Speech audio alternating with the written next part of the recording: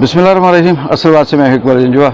नाज़रीन, आपकी ज़िंदगी में भी बहुत से ऐसे छोटे बड़े मौक़े आए होंगे। आपने सफ़र किया होगा, लॉन्ग रूट पे भी सफ़र किया होगा और आपने अक्सर देखा होगा कि लॉन्ग रूट पे, चाहे आप यहाँ से कराची जाएं, लाहौर जाएं या किसी एक शहर से दूसरे शहर जाएं, तो आप जब बैठते हैं और गाड़ी में 25 से 30 मुसाफिर होते हैं, 50 से 60 मुसाफिर होते हैं और उनकी ज़िम्मेदारी एक ड्राइवर पे होती है। ड्राइवर उस वक्त मुल्क उस गाड़ी को चला रहा होता है और आल इन आल वही होता है। वो ड्राइवर चाहे तो उन सवारियों को मंजिल मकसूद तक बाखैरियत पहुँचाए और अगर नहीं चाहे तो रास्ते में ही सबको अल्लाह के पास पहुँचा दे। लेकिन जो कहने की बात थी वो ये आपने देखा होगा कि उस लॉन्ग रूट पे चलते हुए वो जो ड्राइवर होता है वो गाड़ी रास्ते में एक ऐसे होटल पे खड़ी करता है जहाँ पे आप सारे मुसाफिर उतरते हैं, रिफ़्रेशमेंट करते हैं, तरोताज़ा होते हैं, खाना खाते हैं और वापस बैठते हैं। लेकिन वहाँ पे आपने अक्सर चीज़ नोट की होगी कि ड्राइवर और उसके साथ जो कंडक्टर होते हैं, जो सपोर्टिंग उसके दोस्त यार होते हैं, वो जैसे ही गाड़ी उस होटल के पास खड़ी करते हैं और साथ ही एक अलग से कमरे में जाकर बैठ जाते हैं। अब वहाँ पे अगर आप उन्हें देखें कभी इत्तेफाक हो उनके साथ खाने में, तो बेहतरीन उस होटल का जो खाना बना होता है, उनको स्पेशल रोस्ट दिया जाता है, फ्राई दिया जाता है, चाय दूध पत्ती के तौर पे दी जाती है और दीगर उनकी बड़ी खिदमत की जाती है और उसके बदले में उनसे एक पैसा, एक पाई भी नहीं ली जाती।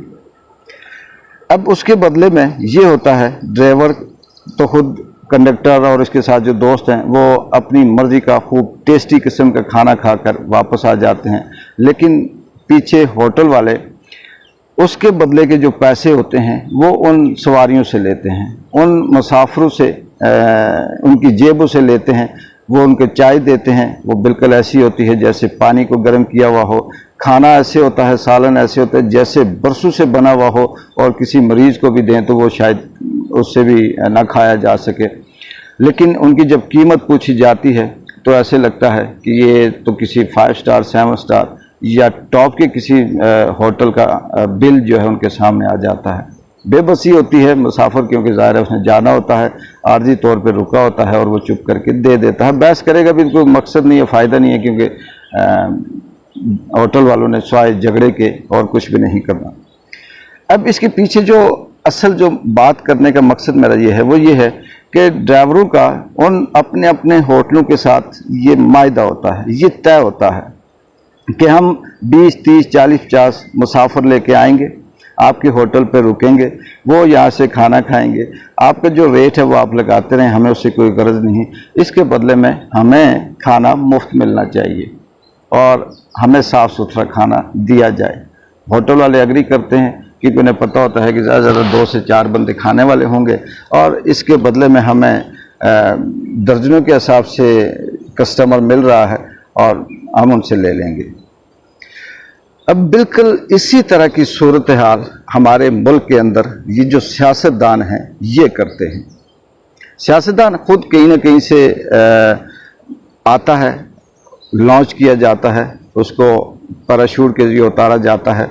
लेकिन सियासतदान ये करते हैं कि जब इलेक्शन आते हैं तो वो बड़े बड़े दावे करते हैं कि हम तामीर और तरक्की के रिकॉर्ड तोड़ देंगे, दूध और शहद की नहरें बहा देंगे, आप सबकी जो ज़रूरियात है उनको हम पूरा करेंगे, तालीम की जो कमियां हैं उसको पूरा करेंगे, सेहत के फ़लाँ शोबे में हम बेहतर करेंगे। ये सारी चीज़ें सब बात दिखाते हैं, रास्ते बना देंगे, टंकियां लगा देंगे, पानी दे देंगे, आपके जो बच्चे हैं उनको नौकरियां दे देंगे। इस तरह से बेशुमार ये तजर्बे ये आप सब देख चुके हैं। लेकिन होता क्या है, जैसे ही वो जीतते हैं तो वो जब रुकते हैं तो उनके साथ चंद एक लोगों का ग्रुप होता है, 8-10 लोग होते हैं।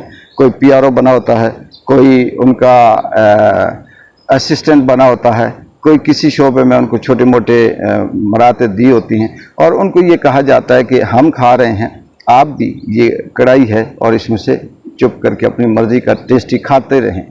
लेकिन जो बाकी अवाम है उनके साथ आपने नहीं छेड़ना, उसे मरती है तो मरती रहे, सेहत के नुकसानात होते हैं तो होते रहें, तालीम के लिए मसाइल हैं तो बेशक होते रहें, उनकी ज़िंदगियों में जितनी मुश्किलें हैं, बेरोज़गारी है, महंगाई है, ये दीगर चीज़ें हैं, इस पे आपने आवाज़ नहीं उठानी। क्योंकि जब आप महंगाई का शोर करेंगे तो हमारे लिए मजबूरी बन जाएगी कि हमें उस पर कहीं ना कहीं से नोटिस लेना पड़ेगा।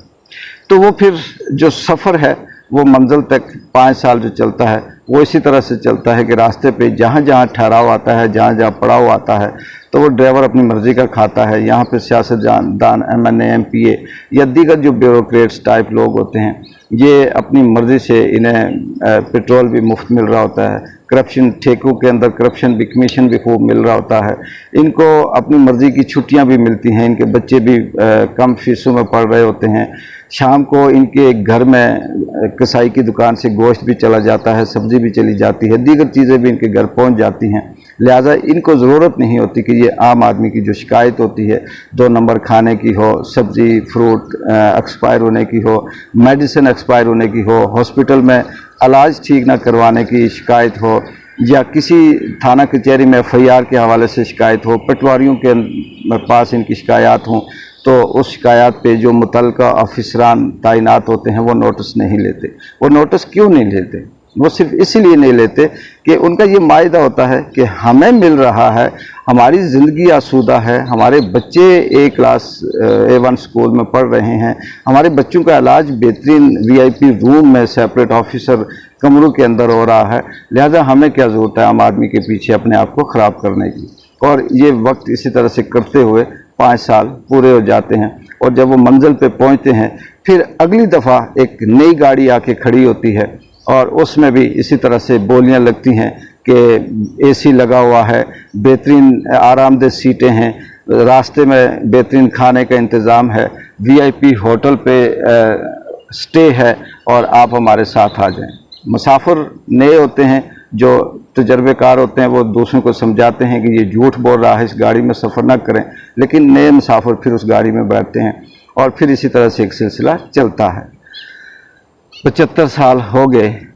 बार बार 75 साल का नाम इसलिए आता है कि कोई एक ऐसा टर्नओवर नहीं रहा जिस दौर में हम ये कहें कि हमारे इस मुल्क की गाड़ी बेहतर तरीके से चली हो।